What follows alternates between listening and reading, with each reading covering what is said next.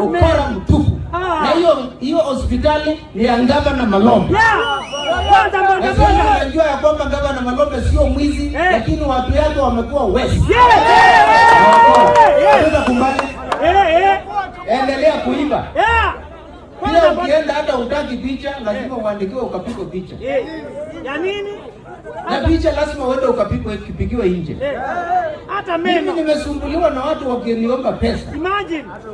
Kwa hivyo peleka hiyo ujumbe. Hata ukimu unapigwa picha. Akianza kupeleka watu mbinguni, aanze hapa Mwingi. Heshimu wale wengine. Wale viongozi wameshambuliwa, waheshimiane. Hivi nikiomba Gavana kitu nataka anisikize na masikio. Yes. Akiniomba kitu nimsikize na masikio.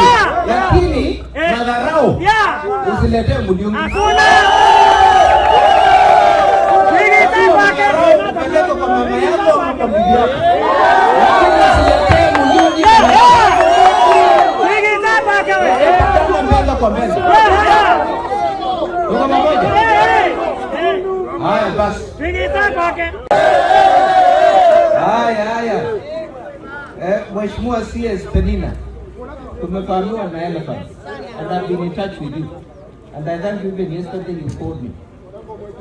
Kwa hivyo tia bidii kwa sababu hiyo nzungu inatuharibia mashamba, inaua watu. Kwa hivyo angalia ndio hiyo maneno umalize. Na pia mambo ya compensation sukuma. Nilikuuliza bunge and you confirmed that you are going to compensate. You are going to compensate. You are going to compensate those who have been affected. Hakuna maji mingi. Hakuna. Maji ni account. Lakini saa hii hakuna maji mwingi.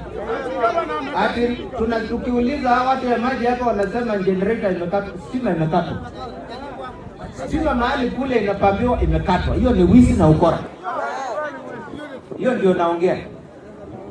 Kwa hivyo tuangalie hiyo maneno ya maji. Wale wako hapo wa Gavana wamwambie ukweli. Mambo ya kusema ati Mulyungi ni mbaya, wachana na hiyo ukora na mashetani.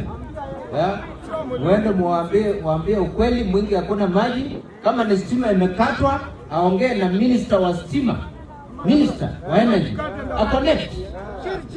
Ni kuongea tu na wao. Na mbili utalipa baadaye. Iko nini?